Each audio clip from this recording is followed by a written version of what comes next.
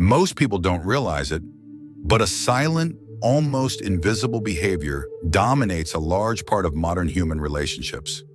The compulsion to explain yourself all the time. It seems harmless, even polite. After all, justifying your choices, your emotions, your absences, or your mood changes can sound like empathy, like a sign of consideration for others. But behind this constant need to justify oneself lies something much deeper and more disturbing: a poorly healed psychological wound. Carl Gustav Jung, one of the greatest names in analytical psychology, identified this pattern as a clear symptom of disconnection from the self. For him, the repeated attempt to convince others about who you are, what you feel, and why you act in a certain way actually reveals a state of self-neglect. The person who constantly explains themselves is often seeking something they never received: permission to exist. This behavior often arises in environments marked by emotional invalidation, contexts, often familial, where a child's subjective experience is systematically disqualified. That's nonsense. You're exaggerating. There's no reason to feel that way. The internalized message is brutal. What I feel only has value if others understand, approve, or allow it. Over time, this belief transforms into an invisible prison, where the individual becomes dependent on others' understanding to affirm their own internal reality. When an adult compulsively explains themselves, they are unconsciously trying to avoid abandonment, judgment, or rejection. They believe that if others understand their reasons, perhaps they won't criticize them, won't distance themselves, won't reject them. It is a desperate attempt to control others' perception to ensure a sense of belonging and emotional security. But this constant effort comes at a very high price: one's own psychological autonomy. By focusing on external validation, the individual begins to neglect their internal authority. They no longer act because they believe in something, but because they need to justify themselves to avoid being misunderstood. They no longer feel freely but rationalize their emotions to avoid the discomfort of being viewed negatively. Gradually, they stop living for themselves and start acting for others in an eternal theater where the audience has more power than the protagonist. Jung understood this phenomenon as a central obstacle on the path to individuation, the process by which a human being truly becomes who they are. And the truth is harsh. As long as there is a constant need to explain oneself, there is no inner freedom, because compulsive explanation is a sophisticated form of submission. It is as if with each justification, the individual says, "I can only exist if you allow it." This video is an invitation to dismantle this conditioning, a deep analysis of why so many people live trapped in the need to justify themselves. And what happens when they finally choose silence? When they decide to stop explaining themselves, something changes radically. The psyche, previously bent before external approval, begins to rise with a new posture, that of internal authority. And this transforms absolutely everything. Behind the need to explain oneself, there is something much deeper than just education or the desire to be understood. It is a psychic wound embedded at the core of identity. Jung understood that this compulsion for self-explanation is not just a behavioral habit, it is a symptom, a reflection of something much older: the unconscious belief that one's existence only has value when validated by others. This wound forms early, often in childhood, in environments where the child's subjectivity is constantly delegitimized. When a child expresses sadness and hears that they are being dramatic, when they show anger and are called difficult or disrespectful, when they reveal fear and receive disdain or irony in response, they begin to internalize a dangerous message. What I feel is wrong. I can only trust the responses of others. Over time, the child develops a defense mechanism, trying to be understood to feel safe. They learn that if they explain well what they feel, they may not be punished, ignored, or ridiculed. And thus, a pattern is born that will be carried into adulthood, justifying every emotion, every decision, every attitude, as if a convincing argument were needed to have the right to feel and to be. At the root of this wound is the loss of internal authority. The person no longer sees themselves as someone whose experience is valid in itself. They come to depend on the external gaze to confirm whether what they live has legitimacy or not. This creates a psychological state of submission, where self-esteem is not built from within, but from the reflection in the eyes of others. It is important to understand that this dynamic does not happen consciously. Often those trapped in this pattern do not even realize that they are constantly trying to convince others that their emotions are reasonable, that their decisions have logic, that their behavior has a motive. But behind every explanation, there is a hidden fear, the fear of being rejected for simply being who they are. Jung asserted that every individual needs, at some point in life, to confront this inherited internal structure. Until they do, they remain operating according to the values, judgments, and expectations of others, often internalized from authority figures in childhood, such as parents, teachers, or religious leaders. The individual becomes a reflection of what others would approve of, not of who they truly are. This compulsive self-explanation, therefore, is a form of self-abandonment. It is the act of betraying one's own truth to make it more palatable to others. And it is precisely at this point that the healing process begins, recognizing that you no longer need to ask for permission to exist, that your emotions, no matter how intense, contradictory, or strange they may seem, do not need to be justified to deserve space. But this awakening does not happen without pain. When the individual begins to silence themselves in the face of the need to justify, the silence that arises is disconcerting because it reveals the emptiness left by the absence of a consolidated internal authority. And it is precisely about this that Jung speaks when introducing one of the pillars of his psychology, the construction of internal authority. In the next part, we will explore how this concept, central to the Jungian process of individuation, can radically transform the way someone positions themselves in the world. What does it mean to develop internal authority? And why is this the key to breaking the cycle of self-explanation? If this content is making sense to you, click the subscribe button and subscribe to the channel. Thank you for your support. Compulsive self-explanation is not just a defense mechanism, it is a continuous act of self-betrayal, a silent betrayal often imperceptible, but deeply corrosive. Carl Jung understood that every time an individual shapes their words to avoid displeasing, hides their emotions for harmony, or suppresses their decisions to avoid judgment, they are distancing themselves from themselves.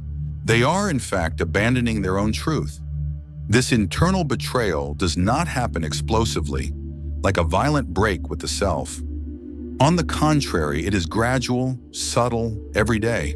It occurs when you laugh at something you don't find funny to seem sociable, when you say yes while meaning no to avoid being seen as selfish, when you explain your sadness as tiredness because you don't want to be a burden, when you feel anger but disguise it as rationality, fearing to seem immature. With each small concession made in the name of acceptance, a part of the soul is left behind.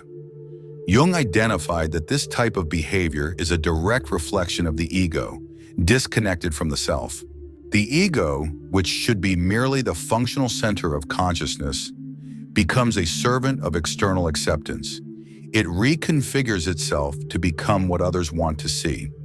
And in this constant adaptation, the individual loses touch with themselves. They stop listening to their own intuition, disbelieve their own feelings, and question their most authentic motivations. Doubt takes the place of inner confidence.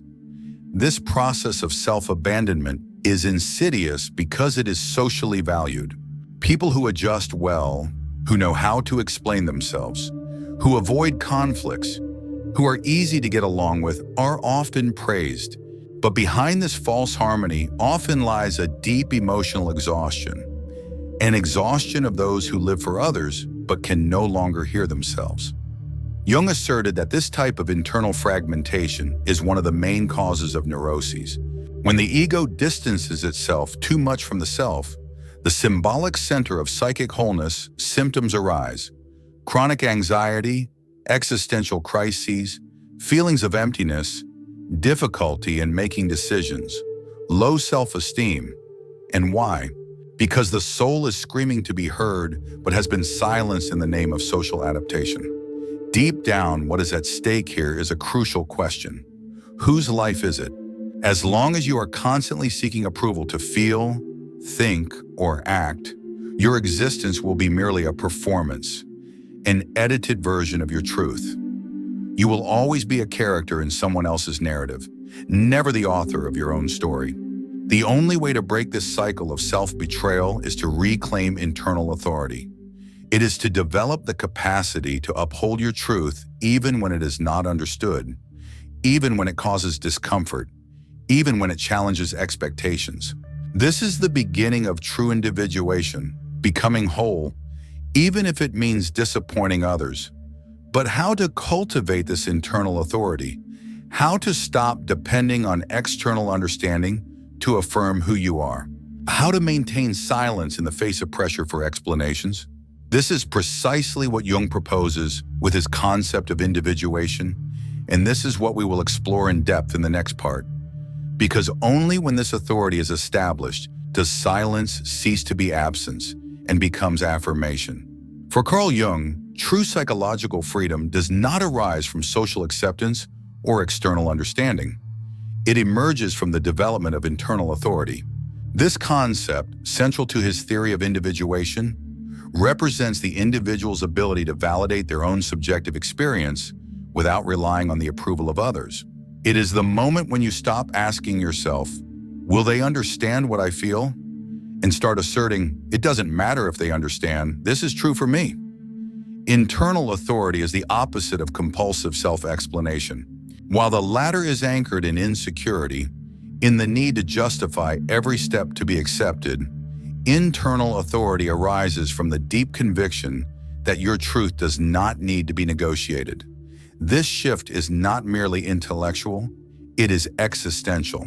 It is a change of axis.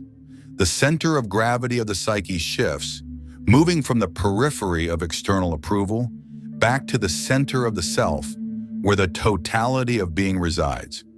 But this transition is not simple. It requires courage because, by ceasing to explain yourself, the individual directly confronts the fear of abandonment, the fear of judgment, the fear of exclusion.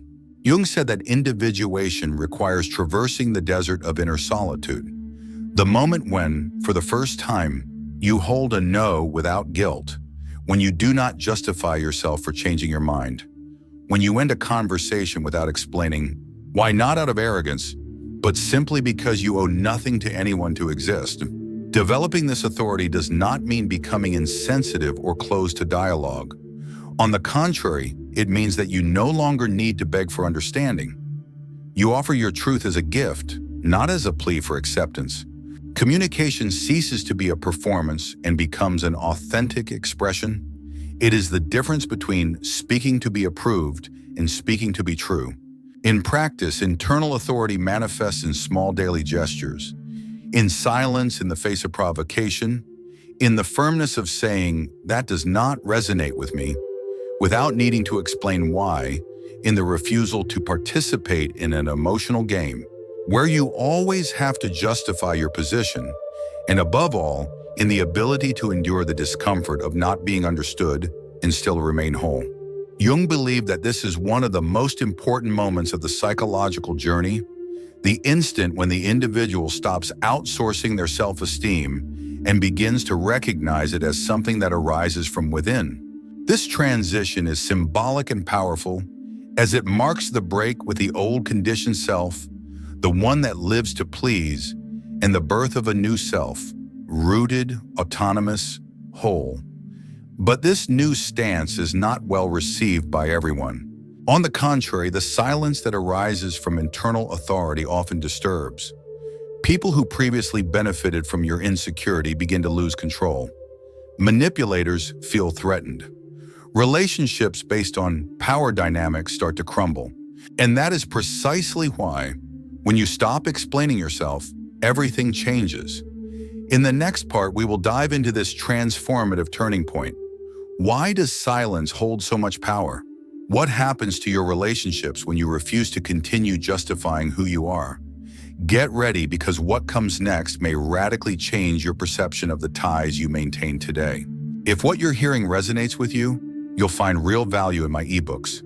Beyond the Shadow breaks down Jung's core ideas, while Dialogues with the Unconscious gives you a 30-day path to apply them in your life. Both are linked in the pinned comment. Silence, when it arises from integrity and not from omission, is one of the most transformative forces of the human psyche. Jung understood this with brutal clarity. He saw silence not as an absence of response, but as a presence of authority. When someone stops justifying themselves compulsively, they are not only avoiding conflicts or cutting conversations, they are deactivating an entire system of psychological control that fed on their insecurity. This type of silence is unsettling, because for those who have always expected you to bow, to explain yourself, to correct yourself, the absence of justification is interpreted as rebellion. And, in a sense, it is, but not an immature rebellion, the kind that screams to be heard. It is a silent revolution, an implicit declaration. I owe no explanations to be who I am. Manipulative people who feed on others' doubt begin to lose the game. Because emotional manipulation only works when there is perceptible vulnerability, when there is a fear of being misunderstood, a fear of being abandoned, a fear of disappointing. Manipulation needs reactivity, but the secure silence that comes from internal authority is a stone wall. It does not respond, does not justify itself, does not dance to the music. It simply is. And this destabilizes any attempt at control. Moreover, relationships that have always depended on your submission, emotional, intellectual, or behavioral, begin to reveal themselves for what they are: fragile, one-sided, based on imbalance. When you stop explaining yourself, you break the implicit pact of inferiority. You cease to position yourself as someone who needs to be accepted and begin to occupy the space of someone who already accepts themselves. And this changes absolutely everything. Some people will distance themselves, and this is not a sign of error, but of realignment, because your silence begins to function as a filter. It reveals who was by your side out of genuine affinity and who was only there because you were easy to control. Jung said that the process of individuation often requires ruptures, and this distancing is not punishment, it is liberation. When you stop justifying your presence, your boundaries, your choices, you start attracting relationships based on mutual respect, not on fear or dependence. But you need to be prepared, because by stopping to explain yourself, you will also have to deal with your own anxiety. The part of you that learned for decades that you needed to be understood to have value will resist. It will want to go back to justifying itself. It will beg you to reconsider, to explain just this once. It is at this moment that silence becomes a spiritual exercise, a conscious act of remaining whole, even in the face of discomfort. Silence, therefore, is not just the absence of words. It is the affirmation of being. It is the refusal to put your identity on trial. And the more you sustain this silence, the more it transforms into presence. A presence that emanates authority, that commands respect without raising its voice, that establishes boundaries without needing confrontation. A presence that does not need approval to exist. But the impact of silence goes beyond relationships with others. It initiates a profound process within the psyche: integration. When you stop justifying yourself, you begin to listen to yourself. When you stop rationalizing your emotions, you start to feel them fully. And that is where true transformation begins. Because external silence opens space for internal listening. There is something magnetic about a person who feels no need to explain themselves, something that cannot be faked or forced. It is about psychological integrity, the state of someone who no longer negotiates their own essence to fit external expectations. Jung understood this integrity as one of the most mature expressions of individuation. When the individual not only knows their truth, but upholds it without hesitation, without guilt, and above all, without the need for validation. An integrated person does not beg to be understood. They communicate, they express, but they do not convince, because they do not start from the premise that they need to justify their existence. Their words come from a solid center, not from a hidden lack. This changes everything in the way they are perceived. The world treats with more respect those who treat themselves with respect. And self-respect begins when you refuse to negotiate what is essential in you. Psychological integrity does not mean inflexibility. It means coherence. It is the ability to maintain an internal line of truth, even in the face of external pressure.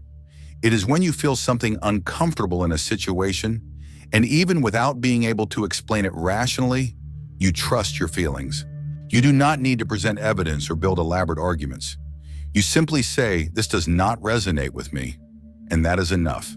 This stance, which seems simple, is revolutionary in a world where most live disconnected from themselves, where decisions are made based on the opinions of others, where feelings are ignored for fear of seeming too sensitive, and where boundaries are violated with forced smiles so as not to seem difficult. Integrity is the opposite of that. It is the art of being whole, of not fragmenting to please, of not hiding to avoid conflict. Jung knew that true transformation does not happen when you learn more theories, but when you embody a new stance towards life. And this stance begins with the refusal to justify oneself, because every compulsive justification carries a camouflaged insecurity.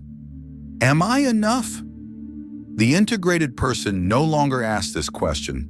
They know they are, even when the world insists on saying otherwise. And here lies the paradox. The less you seek approval, the more respect you evoke. Because integrity has weight, it has density, it has presence. That is why, without saying a word, a centered person can alter the dynamics of an environment. They do not need to prove anything. Their internal coherence already communicates everything. People like this do not beg for space, they occupy it. They do not react out of insecurity, they act out of alignment. But there is an essential detail.